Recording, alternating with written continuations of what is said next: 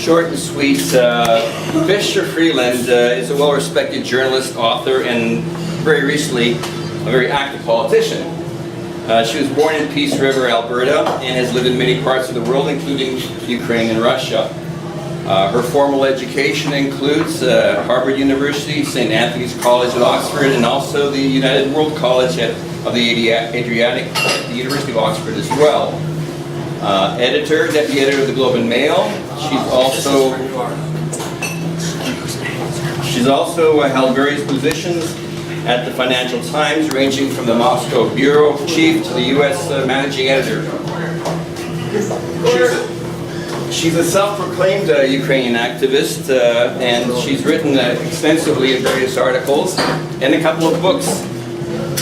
She's the author of Sale of the Century, a book about Russia's transition from communism to capitalism. And she's also authored the award-winning book Plutocrats, The Rise of the New Global Super-Rich and the Fall of Everybody Else. Since 2013, Chrystia has been a member of Canada's Parliament, representing Toronto Centre in the House of Commons, and is currently the Liberal Party critic for trade. If you haven't read her article, My Ukraine in Brookings Essays, you really should. I'm not sure whether I should introduce both, or let Chrystia speak first. Both. Marc Garneau. Marc was born in Quebec City, where he undertook his early education. He went on to the Kingston to do an engineering degree at the Royal Military College in 1970. And in 1973, he went over to London, England, where he received a doctorate in electrical engineering from the Imperial College of Science and Technology. The following year, 1974, he returned to begin 15 years of service in the Canadian Navy, retiring as a naval captain 15 years later in 1989. During that time, Marc made history. He became the first Canadian astronaut to fly in space in 1984. He joined NASA's Johnson Space Center in 1992 and then made 2 more space flights. In all, Marc Garneau has logged over 677 hours in space. You could say that space was in his blood, so it makes some sense that Canada called upon him to become the president of the Canadian Space Agency. And again, a couple of years after that, Canada honored him again in 2003 when Marc was made a Companion of the Order of Canada. That is Canada's highest civilian honor. Marc's deep sense of duty to serve his country led him to also pursue a career in politics. In 2008, he became elected as the Member of Parliament for Westmount Ville-Marie in Quebec. Re-elected in May 2011. Today, he's the Liberal critic for Foreign Affairs, International Trade, and La Francophonie. And as the Foreign Affairs critic, he continues to work closely with Liberal leader Justin Trudeau and colleagues like Chrystia Freeland during the crisis in Ukraine. And as recently as April 29, he was standing in the House of Commons talking about his observations and what is happening in Ukraine at this point in time. I bring to you a very warm welcome. Vitaimo, both Marc and Chrystia. Over to you. Thank you.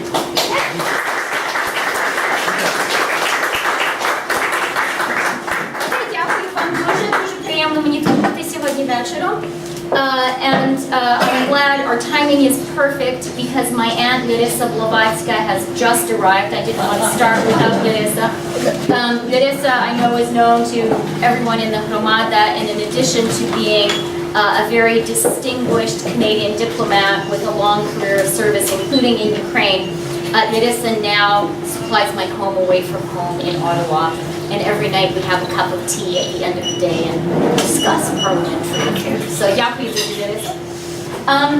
I wanted to just make a few quick points about how I see the situation in Ukraine, and then I hope we'll have time for a discussion. So, point 1, which I think is well known to our Hromada, but maybe not so fully understood outside it, is it's really important to understand the conflict in Ukraine not as an ethnic conflict, not as an internal Ukrainian civil war, but as an ideological battle about political values. The Ukrainians in Ukraine call this their dignity revolution, and that is exactly what it has been.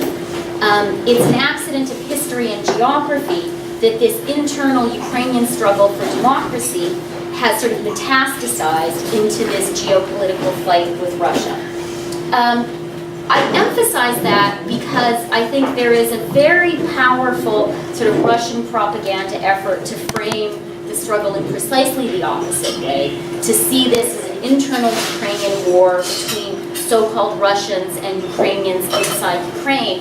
And it's really important, I think sometimes maybe even our Roma that doesn't, sort of fully see this, it's really important to understand the extent to which those issues don't really exist in Ukraine in the way they are sometimes portrayed outside.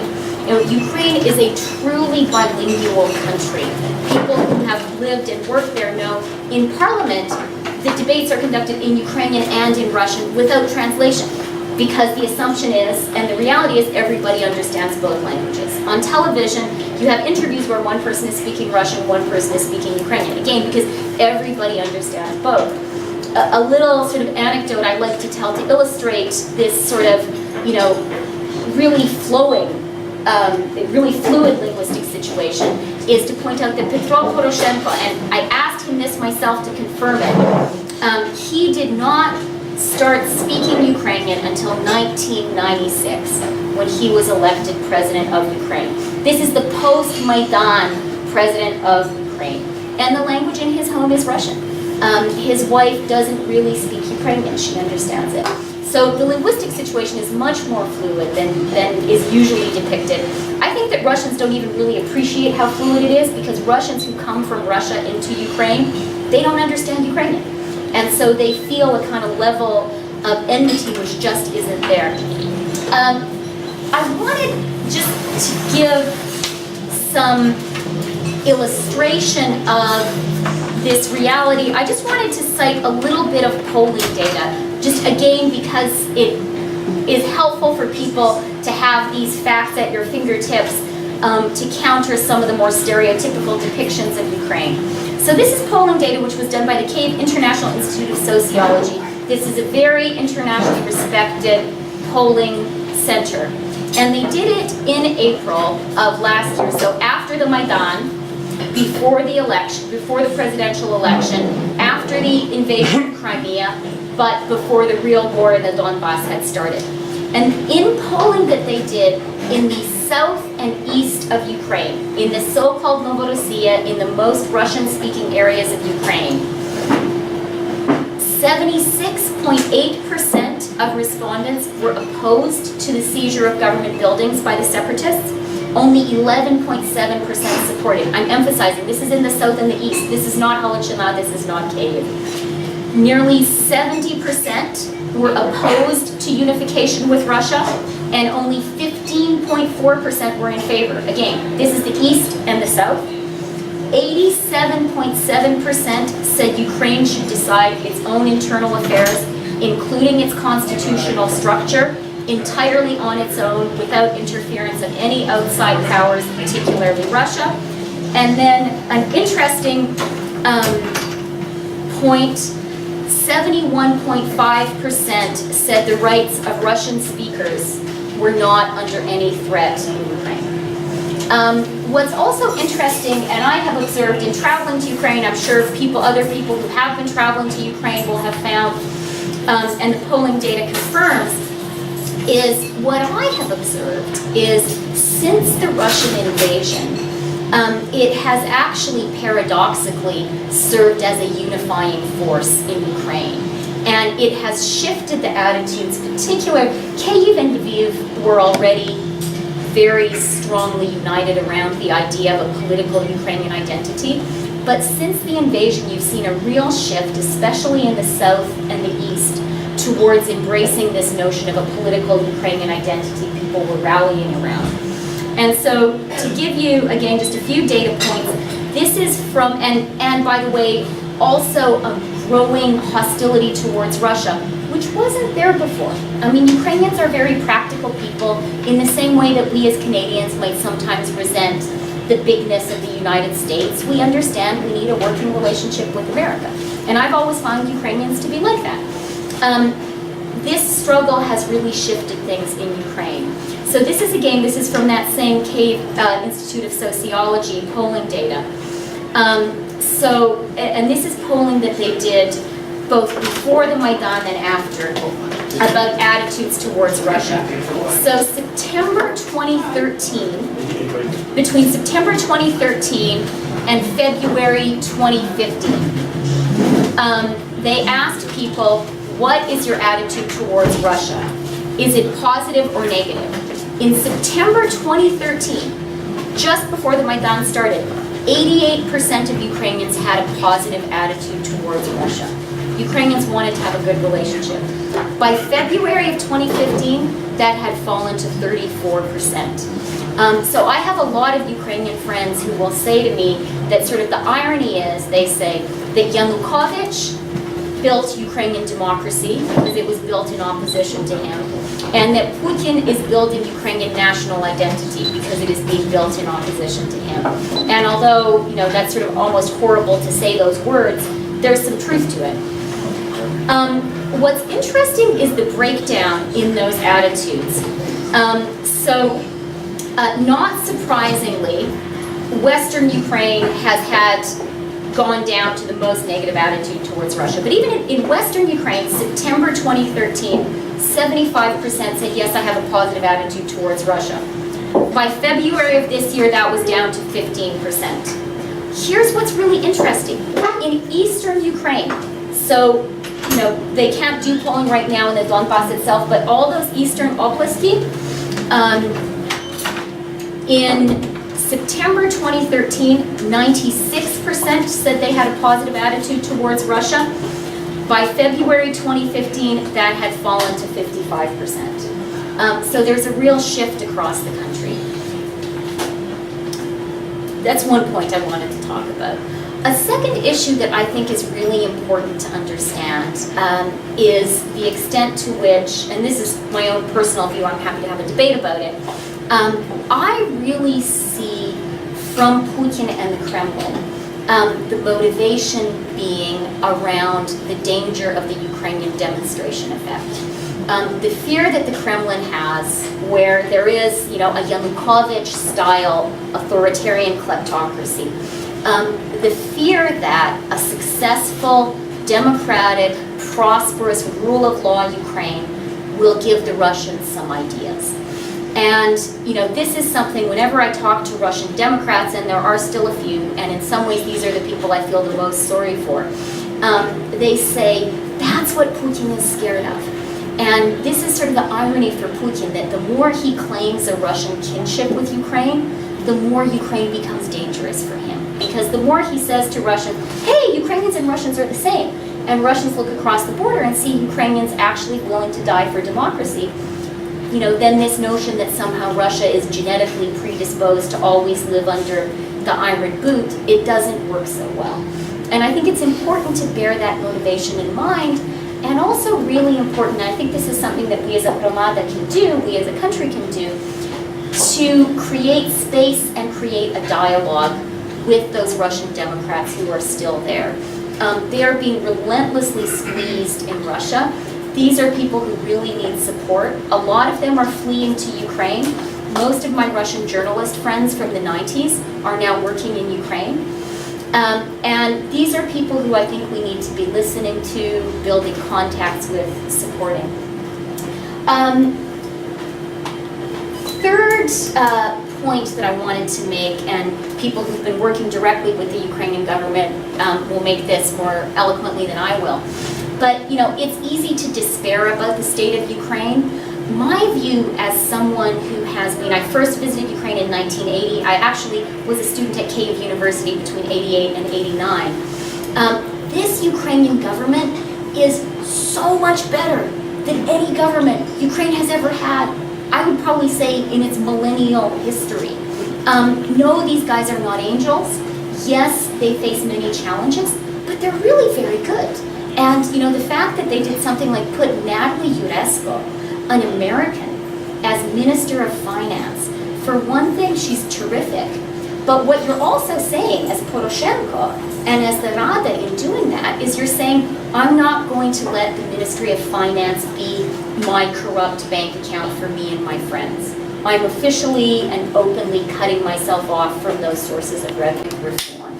And Ukraine has a bit of a shot now. You know, there is some Western support. I wish it were more massive. But it's there. There's goodwill. The Europeans have said they will do the trade deal by the end of the year.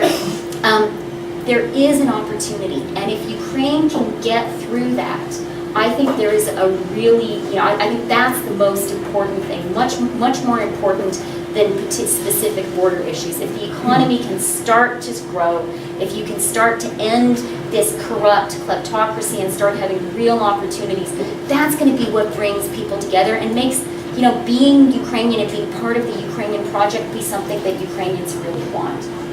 By the way, I think that Putin gets this as well. And I think that what we should be most concerned about when it comes to people seeking to undermine Ukraine is going to be Russian efforts to undermine the Ukrainian economic reform effort. And then just a final point about our Hromada, and I'm speaking now as a Ukrainian Canadian and also as a politician. I think it's really important, I think two things are important. The first is, our Hromada is incredibly effective.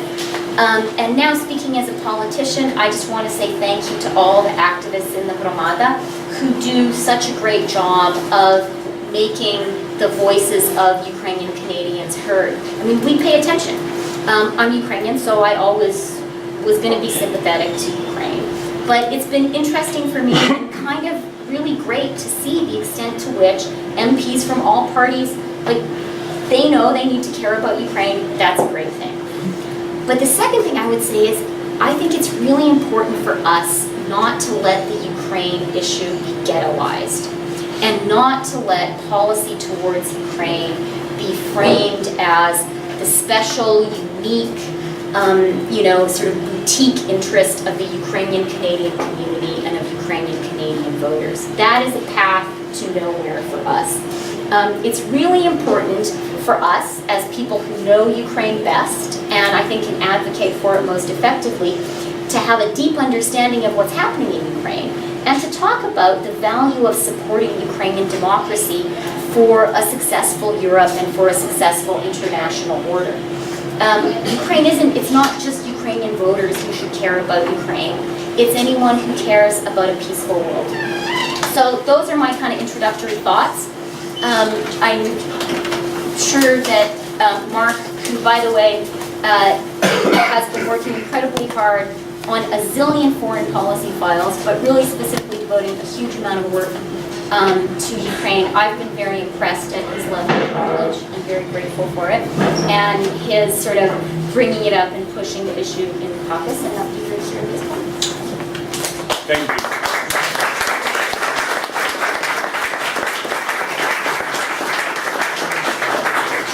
Thank you very much, Chrystia, and we're really here mainly to answer your questions, but I do want to say that within the Liberal Party we're very fortunate to have somebody like Chrystia who has an intimate and in-depth understanding of this very, very complex issue. I'll only very quickly address one thing, and that is because many people ask, what is the Liberal Party's position in terms of the actions that the Government of Canada has taken? The reality is that in terms of the initiatives that have been taken by the Government of Canada, whether we're talking about economic sanctions, whether we're talking about providing financial loans, whether we're talking about providing some equipment, whether we're talking about providing the NATO, a contribution to the NATO reassurance mission, whether we're talking about providing soldiers to train Ukrainian army soldiers in the western part of Ukraine, the Liberal Party's position has been supportive of the Government of Canada. And, you know, you're quite right to ask the question, because we may appear to be somewhat invisible, and the reason is because we have supported the positions that the Government of Canada has put forward up to this point. We have, in some cases, made some additional suggestions. We have actually suggested that certain individuals, Russians, should be on the sanctions list. And in fact, that has not happened, but we have provided some additional names of Russians that we feel should be on that list. We have raised the issue of SWIFT. SWIFT, of course, as you know, is the international banking system. It's been applied very effectively in the case of Iran, and essentially has had a major effect on their ability to trade and do commerce with the rest of the world. It's a very major decision to decide whether to step up to SWIFT, and it does involve many other countries deciding whether they're ready to go along with it, and particularly countries who may have a high level of trade going on with Russia at the moment. So it's certainly not an easy thing, but in terms of economic sanctions, it is something that should not be off the table. So we've made those kinds of suggestions. We've even said that Canada should contribute to providing some vehicles for the OSCE, which is tasked with monitoring the situation in the Donbass. A very difficult job, and for which they're not necessarily properly equipped. So we've talked about Canada helping to finance armored personnel vehicles so that they can go around with a greater degree of safety.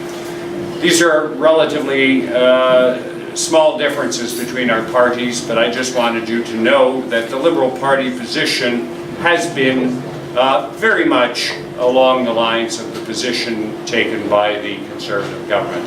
Having said that, I'll be quiet, and I think Chrystia and I would be pleased to try to answer some of the questions that you have. Since, Yes. Okay, just excuse me, I'd like to thank you. And actually, Boris is going to be the facilitator of these questions. Okay. Because that's what it says right here, Boris. Okay? All right? sure, why not? All right, okay, so this one, okay. Quick thank you. Since both of you have Okay, yeah.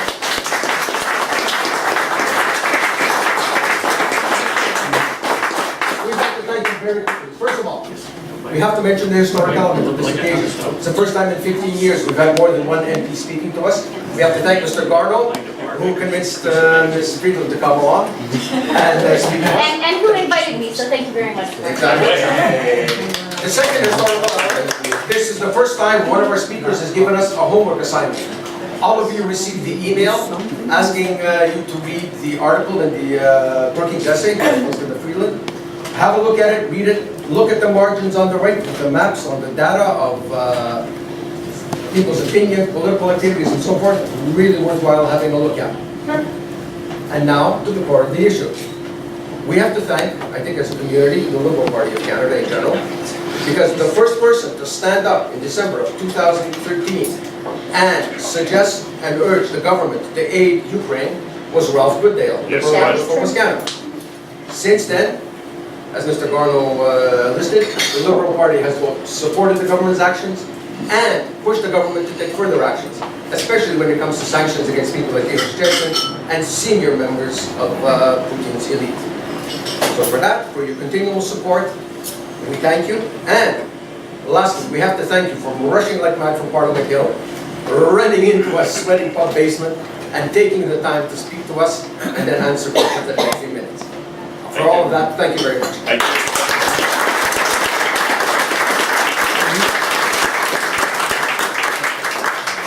Now, by the way, there is a microphone behind you.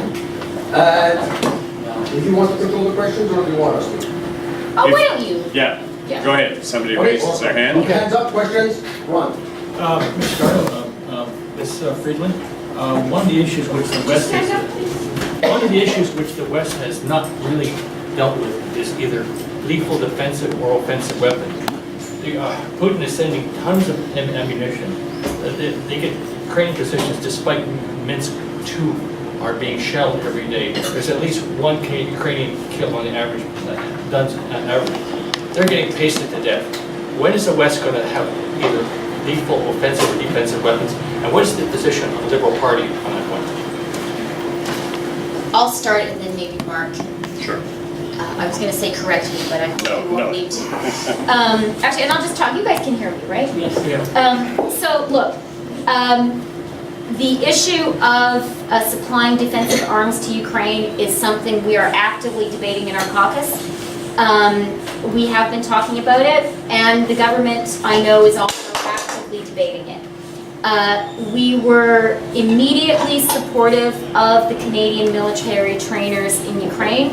I think that's absolutely right, and Justin Trudeau came out immediately and explicitly in favor. I think it's something we need to keep discussing. I would say, and I think this is very important for the community to take on board, I really think at this point, the real fight for Ukraine's future is on the economic front. The central issue is issues like debt forgiveness. Larry Stevens wrote a great op-ed about this, arguing in favor of it. And I would add that then the Russian debt should be labeled odious debt. To me, I agree, Ukrainians are dying. I would say it's more than one. It's like more like 4 or 5 every day. But if Ukraine can get through the next year economically, and the West can do a huge amount to support Ukraine there, I think that should be the political priority of Western governments and the political priority of our community. No, I think that's good. I take it that means a frozen war in Ukraine for ever and ever. There is no supply, lethal or lethal defensive or offensive weapons. That means a frozen war, does it not? Well, as Chrystia said, we believe that one of the tools that may eventually work, it does take time, it worked in the case of Iran, is the economic sanctions front. Those are things that take a while to bite. Even if Mr. Putin says, no, it's not having any effect, we know that it is having an effect, and he's himself admitted that the GDP of the country could drop by 4 or 5%. Now, part of that is related to the price of oil, but part of it is also related to the sanctions that have been imposed. So those sanctions are having an effect, and in the long run, it will be difficult for him to conceal from the Russian people that there is an effect that is occurring because of that. And that can be a very powerful motivator for action to be taken in terms of a changed position with respect to Russia. I think we have to be very careful when we talk about the military side of things. It is a big step. It's an escalation. It's viewed in different ways, and at the moment, I think that if we continue to show the resolve that the West is showing, and I think there is a considerable amount of resolve, and I think there's still a considerable amount of maneuvering room for us to ramp things up, I think that eventually that message will get across, and that we won't be stuck with a situation of a frozen war. And I would add just 2 things about that. Look, it's very important for all of us as people engaged with Ukraine to be aware of how fluid the situation is on the ground. And I think something very interesting is happening, and this is based on talking to Ukrainian politicians and journalists and sort of civic society people. I think something very interesting is happening with the Donbass. I think sort of the paradox of the Donbass right now is actually the political fight between Ukraine and Russia is not over who gets to have the Donbass, it's over who gets to not have the Donbass. It's like the ransom of Red Chief. They're sort of trying to push the Donbass to the other party. And you know, the struggle right now, you know, the Ukrainians, I think quite rightly, are insisting to not be left with de jure control over the Donbass, but not have de facto control. And really that is where the political battle is. Because the Donbass is very expensive to support, and really sort of the political structures there have been decimated. So I think a lot is going to hinge on that sort of political struggle and those political negotiations. And what we need is for the Western sort of Normandy group participants in those struggles to be really subtle and aware of a situation which I think is the Russian goal, in which Ukraine is left having to pay for the Donbass, having Donbas voters inside Ukraine, but having no real effective military control of the territory or of the border. I think that's actually Putin's dream scenario right now. And it's not so much, you know, I'm now going to quote George Soros, but he has this great line where he says, the struggle before was Russian hybrid war, and he says now it's moved into hybrid peace. And I think that characterizes the situation well. But the second point I would make on the military front is, I think it is very important, as Marc said, for there to be an understanding in the Kremlin that the possibility of escalation from the West exists, and it is real. For me, Mariupol is very important. There have been so many days when I thought the May 9th Victory Day thing might be the attack on Mariupol. So far it hasn't happened. I'm not going to make any predictions because Putin continues to surprise. But the fact that he hasn't gone for Mariupol so far, I think is very much, I think it's because of two things. One, the Ukrainian resistance has been much more forceful than the Russians expected. But secondly, I think that the Kremlin understands, were they to go for Mariupol, they would be hit with much harder Western response. And I think it's important to keep that discussion alive. I agree with you in terms of the economy, the importance of the economic front. The other front I'd like to mention as a journalist is the propaganda war and the tremendous resource investment the Russians have, the power of that. Now, what struck me a few months ago when I was watching some BBC stuff on the web is something I came away with the impression as a Westerner was that this is really that lovely civil war that Russians would like to kill because they become entrapped. And now on one hand, the Ukrainian government doesn't allow journalists to book those once you're getting a one-sided view. But one question I have for you is as a journalist, how does the West combat the propaganda machine? Because it is a very powerful one, and that is very effective because they have a great, powerful history behind it.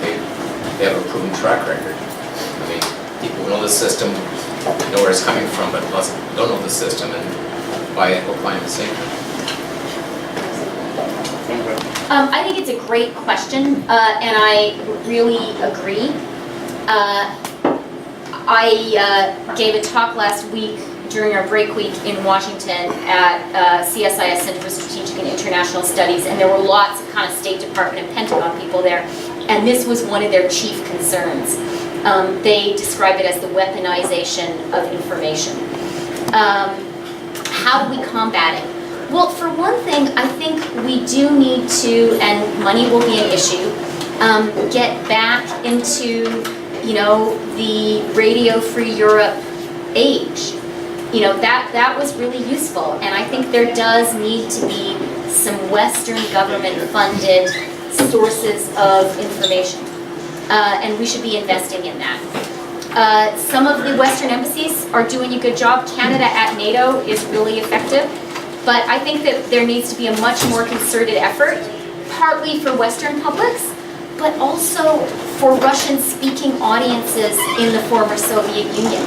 You know, when you talk to, I talk sometimes to President Ilves of Estonia, and he says that Russian speakers in Estonia tend to think that Russia has a right to Crimea and the Donbas. And these are Estonian citizens. These are citizens of the EU. And he says, why do you think that? And they say that's what we hear on television all the time. So I do think there needs to be a Western investment. The other thing I would say, and I think it's something that the Ukrainian-Canadian community can be part of, the Ukrainian civil society in Ukraine is truly remarkable right now. And one of the things that they're doing, not as effectively as the Kremlin because they don't have as much money, but really effectively, is communications. And I think we should be supporting them. And to give you one example of really smart kind of crowd-funded things that are happening, around the World War II commemorations, there was this crowd-funded couple of videos, each a minute long, that went viral. They had an Israeli-Ukrainian director, And they had two famous actors from Soviet World War II films, an older woman and an older man. And they had a young woman, it was all in Russian, and it had the older woman putting on her old uniform, putting on all her medals in that sort of very Soviet way, and talking about her World War II service in the Soviet Army, in the Red Army. And then her granddaughter came speaking in Russian and said, "I'm so proud of you, my grandmother. You have inspired me to go fight in the ATO, and I'm going to serve as a nurse." And then they had another actor, and these were like famous actors for Ukrainians, an older man, and the same thing, and it was, you know, the actor said it's his grandson, and he said, "Your service in the Red Army has inspired me to serve and fight in the ATO." And that was very, very powerful because it's part of this, I think, essential Ukrainian effort to claim the history of Soviet Ukraine and say that's part of who we are. I just cite that as an example of there are lots of really cool little crowd-funded things Ukrainians are doing, and insofar as we can, we should be helping them, both as a community and I would say Western governments should. Yeah, and you raise a very, very important point. In a different context in the war in Iraq and Syria, the same arguments have been presented, that ISIS has been very effective in terms of its propaganda war, in terms of attracting recruits and what have you, and that we in the West should also put in special efforts to try to counter that, because at the moment it's allowed them to keep replenishing their recruitment base and to keep the movement going at a very healthy speed, bringing in financing and other things. So the propaganda war is an important element in all of this, no question. Thank you very much for your presentation, and especially the outline of the Liberal Party's views. Actually, I was a little surprised by the January 28th press release that both of you and Ralph Goodale issued. It was very supportive of Ukraine, but there was no mention that the leader of the party, Justin Trudeau, also endorses those views. So I was surprised about that. And my second question is, as you know, Putin is establishing military bases in the new Siberian islands. They are actually a threat to Canada and our sovereignty in the Arctic. What is the Liberal Party's position about strengthening Canada's military defense? Let me have a go at that. Justin Trudeau absolutely endorses the position that we expressed, Chrystia, Ralph and I, last January, and every other position that we've discussed this evening. Listen, the basic fundamentals here is that Ukrainian sovereignty has been violated. That's reducing it to its simplest element. No country has a right to violate the sovereignty of Ukraine.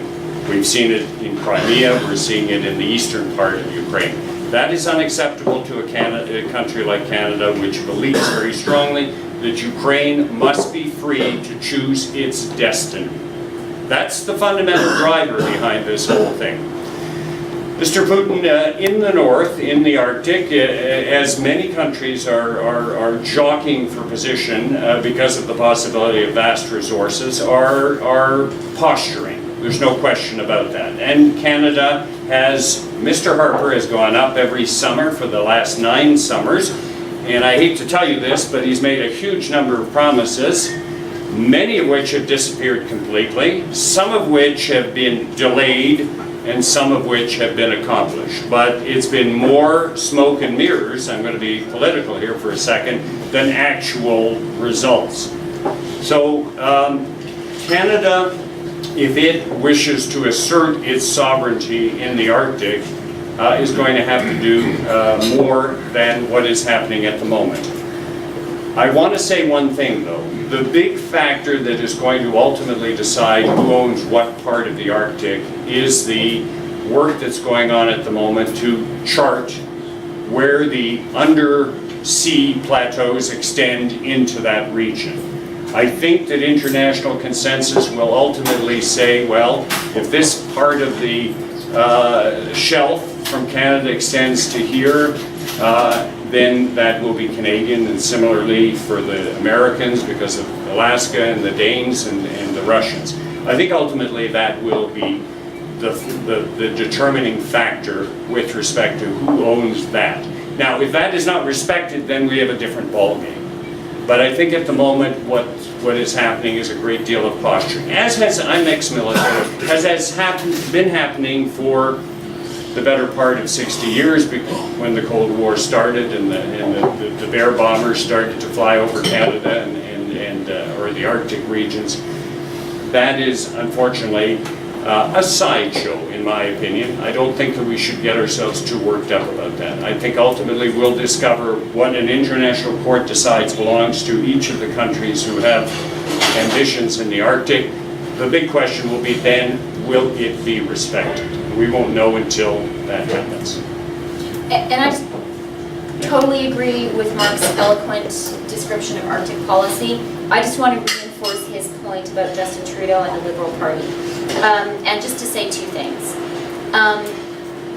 We are real believers in our party, and it starts with our leader, Justin Trudeau, in a team. We are putting forward a great leader, a great plan, and we hope a great team.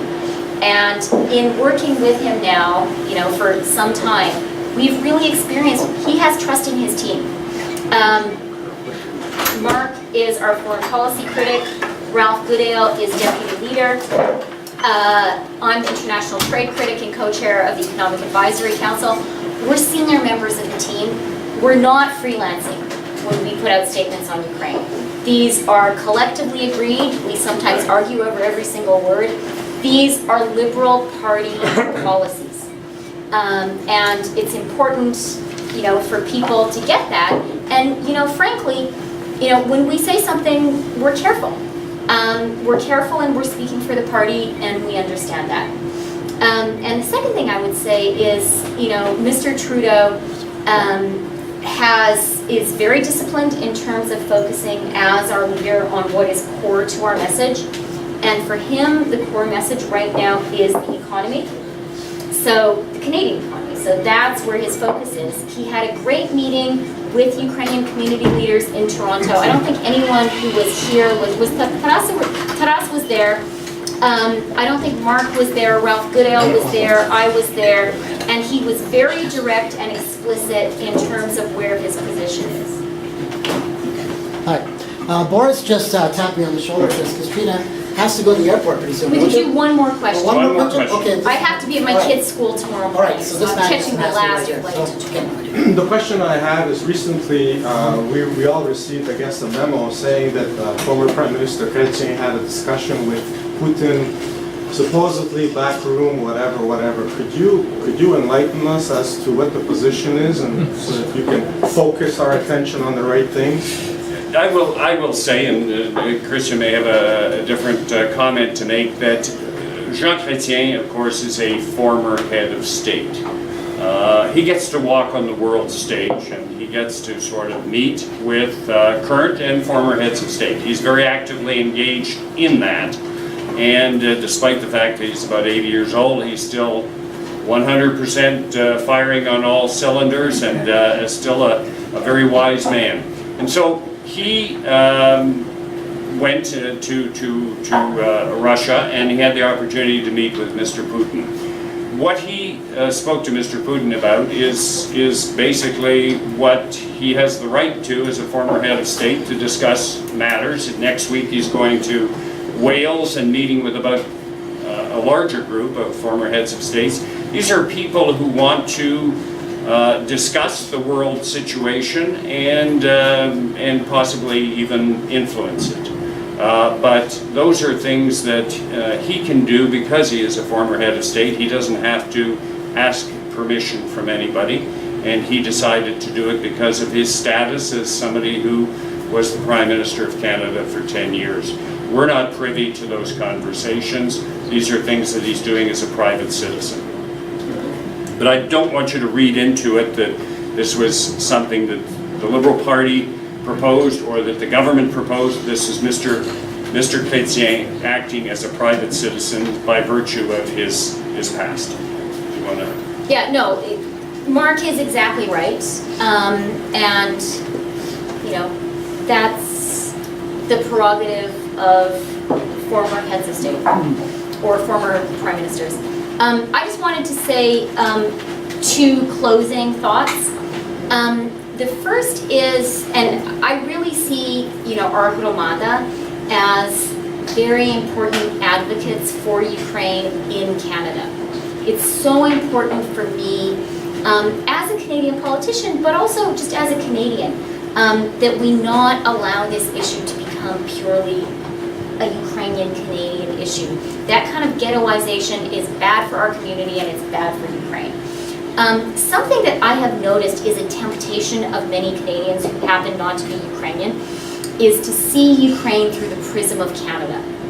And we're sort of so proud of our multiculturalism, we're so proud of dealing with ethnic and cultural divides, we sort of transpose that experience onto Ukraine.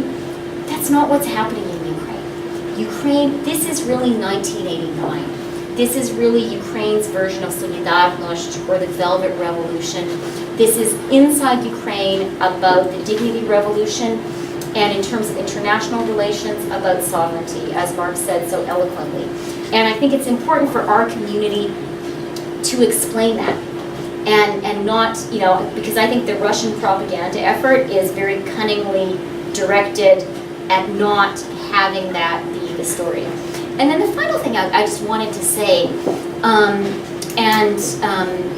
Marc is going to think I'm sort of overly sentimentally, romantically Ukrainian, so get ready. I know that already. Yeah. The Іван Франко poem «До великого моменту будь готовий кожен з вас, кожен може стати Богданом, як настане слушний час». This is our великий момент. I think that this is a turning point in Ukrainian history, and I also personally think that what's happening in Ukraine is the most important issue in world politics right now. If Ukraine can succeed as a rule of law, prosperous, and economic prosperity is so central, democracy, that is going to change the whole picture of Europe. It is going to change Russian history. When I talk to my sort of Russian Democrat friends or Americans who've been sort of fighting for Russian democracy for 25 years, they now see the only possible path for Russian democracy as being through a successful Ukraine. And if that seems overly kind of idealistic, given where the conflict is now, think about Ukraine and Poland. When I grew up, as I'm sure is the case for many people here, the big fight between my Baba and Guido, Baba was from Russian-ruled Ukraine, Guido was from Polish-ruled Ukraine. The big argument, waged like every day was who oppressed us more, the Poles or the Russians, who was worse. And now the Poles are our best friends. And Poland took this strategic, very difficult choice to renounce its claims on Ukraine. All that stuff the Russians say about Ukraine, the Poles could be saying too, but they're not. And so it is not, we have to not fall into the Putin paradigm and be able to look forward to a different vision of this part of the world. And what is really exciting for me, and I think a real opportunity for Ukrainians in Ukraine and for Ukrainian Canadians as their cousins and supporters is, if Ukraine gets things right, this will be historic for Ukraine, and it's going to be a turning point really for Europe and the whole world. So it is, цей є наш великий момент. I feel very privileged as an MP to have some purchase on it, and I think, as a Hromada, we should be alive to that. And I very, very quickly will say one thing. There are 2 things. First is there's an election this fall. I just want you, no, I'm not politicking, but I'm telling you that if, for whatever reason, it happens to be a Liberal government afterwards, I want to reassure you of the unwavering support of the Government of Canada for Ukraine. I want to make that clear so that you do not have any doubts in your mind. The second thing is that I would like to one day go to Ukraine and work with the Ukrainian Space Agency. I say that because I'm aware of the history of Ukraine in terms of its massive contributions to the space program, to the Soviet space program, and other programs. And I worked with the first Ukrainian astronaut to go into space when he trained in Houston, and I was there at the same time. So I would love nothing more than to be involved with working cooperatively, as Canada has worked with many space agencies over the years, but I would love nothing more than to work with the Ukrainian Space Agency. Thank you.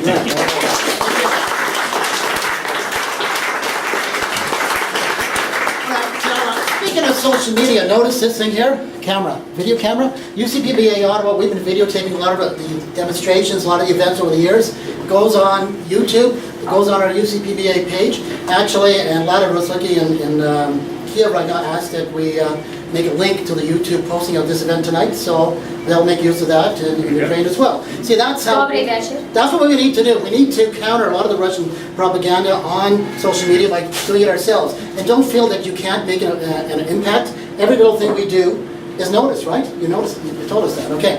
My father, for example, is 89 years old. He goes down the basement, turns on the computer, and uses Skype to talk to his relatives in Ukraine. So if an 89-year-old Ukrainian-born immigrant can do it, I think we all can utilize it somehow, okay? So again, I'd like to thank Marc Garneau and Chrystia Freeland. I'd also like to thank the other P's and B's members who made this event possible: Paul Migas, Andrei Selchuk, Ron Sorabay, Zenon Domanchuk. Zenon was also Garneau's financial agent, I believe. We're all friends. A very good one, too. Right. And Boris Gangelo. So again, a round of applause, please.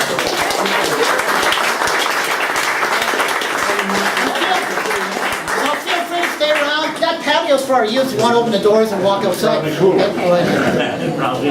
Thank you very much for coming. Thank you for your answers. Make it. Thank you, sir. Oh, Yes. Yeah, good. That's all.